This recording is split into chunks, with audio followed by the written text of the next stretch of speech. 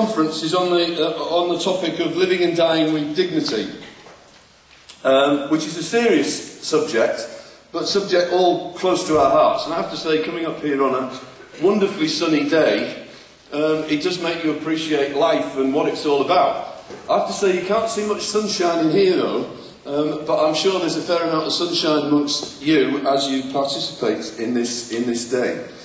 I'm Wade Tovey, for those of you who don't know me.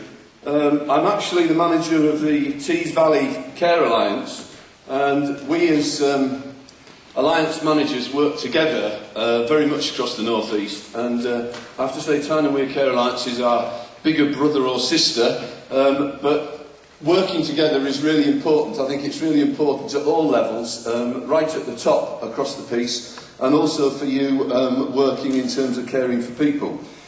The other thing I do is I'm also work at Teesside University, and I'm now the director of a new centre called the Enhancing Practice and Innovation Centre for Care. And I think in that title you get really what I'm about, and I think what all the Alliance managers are all about, and what you're all about, which is actually trying to make practice better. And many of you carry with you ideas about how you can actually improve the lives of people, treat people with greater dignity, and indeed provide ever better care.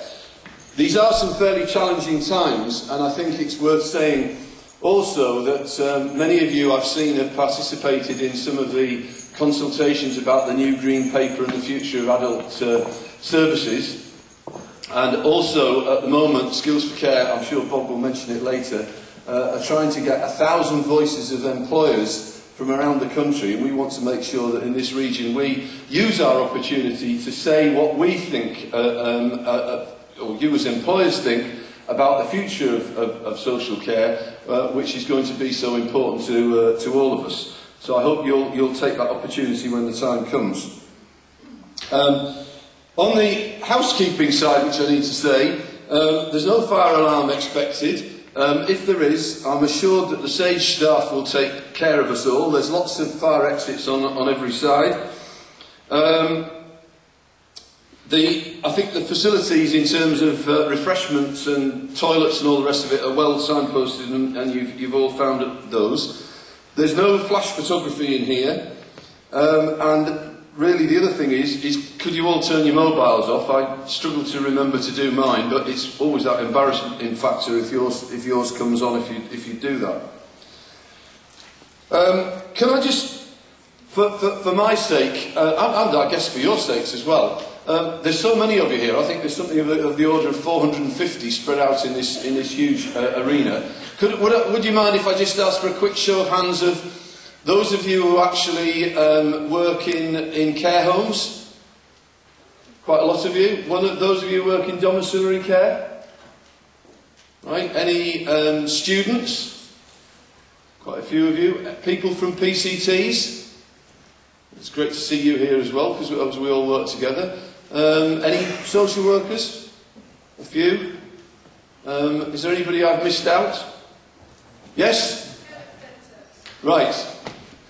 So there's quite a variety of you, and I think as you go into the workshops, when we finish the introductions, you'll get the opportunity to talk about some of the key issues.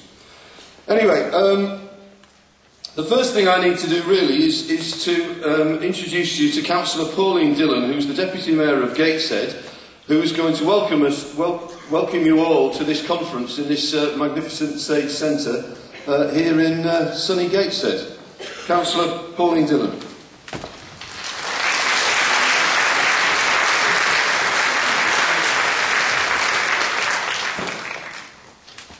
Good morning, everybody. Lovely to see so many people here today. It's only a short address I'm going to give this morning, so you can get on with the conference as soon as I'm finished. It gives me great pleasure to be here this morning, and I'm delighted to welcome you to the Gateshead Sage. The borough is renowned for its warmth and friendship and hospitality it extends. It's important to bring together employers, learners, trainers, providers and local authorities who each have a wealth of experience to offer to discuss ways of changing and managing, improving the provision of social care.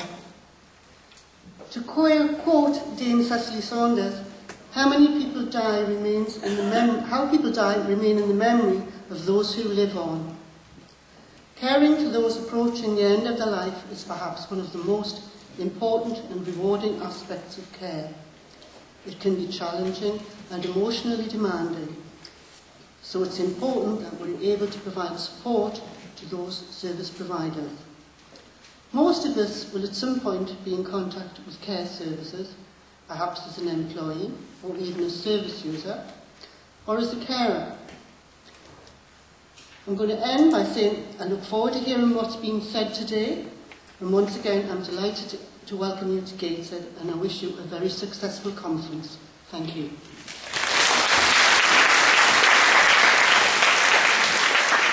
Good morning everyone, and welcome. I'd just like to say thank you very much for inviting me to be here today and giving me the opportunity to share some thoughts, some of my own personal thoughts with you.